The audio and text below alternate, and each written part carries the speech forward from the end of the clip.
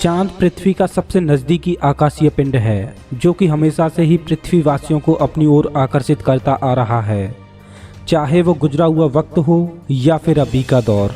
लेकिन चांद हमेशा ही चर्चा का विषय रहा है।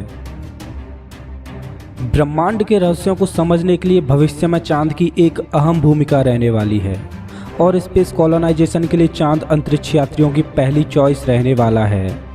अभी स्पेस कॉलोनाइजेशन के लिए वैज्ञानिकों की नज़र सौरमंडल के लाल ग्रह मंगल पर है। नासा का कहना है कि मंगल ग्रह पर इंसानों को पहुंचने में अभी 1 दशक का समय और लगेगा। नासा का मानना है कि 2030 तक इंसान मंगल ग्रह पर अपना बेस बना पाएंगे। लेकिन वहीं फ्यूचर टेक्नोलॉजी पर काम करने वाले इलॉन मस्क का कहना है कि इंसान 2024 तक मंगल ग्रह पर अपने कदम रख चुके होंगे।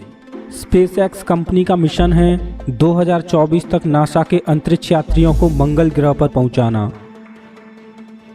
स्पेस में किसी दूसरे ग्रह पर बेस बनाना या बस्ती बनाकर रहना इतना आसान नहीं होने वाला, क्योंकि अंतरिक्ष में ना जाने किस मोड़ पर कौन से अनजान खतरे का सामना करना पड़ जाए। इसलिए वैज्ञानिक किसी दूसरे ग्रह पर बस्ती बसाने से पहले पृथ्वी के इकलौते उपग्रह चांद पर अपना स्थायी बेस बनाना चाहते हैं, क्योंकि अगर एक बार चांद पर स्थायी बेस बना लिया जाए तो भविष्य में आने वाले स्पेस मिशंस को चांद से ही ऑपरेट किया जा सकेगा। हबल स्पेस टेलीस्कोप, जिसको कि 1990 में पृथ्वी के ऑर्बिट में स्थापित किया गया था। वैज्ञानिकों ने हबल स्पेस टेलीस्कोप की मदद से अपने सोलर सिस्टम और यूनिवर्स का गहराई से अध्ययन किया है। क्या आपने कभी सोचा है कि हबल स्पेस टेलीस्कोप को पृथ्वी के ऑर्बिट में क्यों स्थापित किया गया है, जबकि इसको पृथ्वी पर स्थापित करके यूनिवर्स का अध्ययन किया जा सकता था? तो इसका जवाब है पृथ्वी का एटमॉस्फेयर।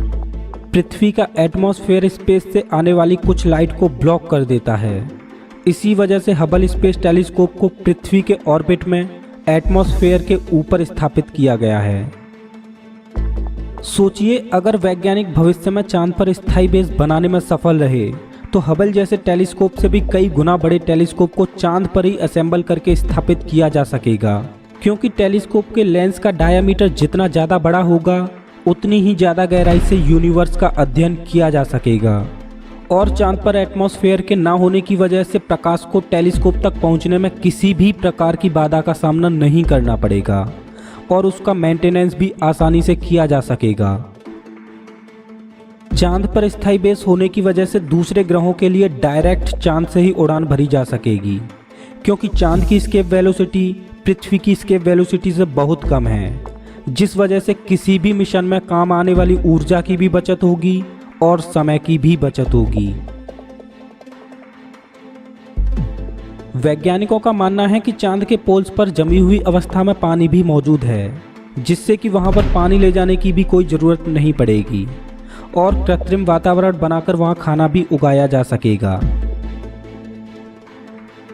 चांद पर स्थायी बेस बनाने के फायदे तो बहुत हैं, लेकिन वहां पर रहने में हेल्थ प्रॉब्लम भी बहुत होगी, क्योंकि वहां पर कम ग्रेविटी और रेडिएशन दोनों का ही सामना करना पड़ेगा। वैसे चांद पर स्थायी बेस बनाने में कितना वक्त और लगेगा ये बता पाना तो मुश्किल है, लेकिन स्पेसएक्स द्वारा 27 फरवरी 2017 को एक अनाउंसमेंट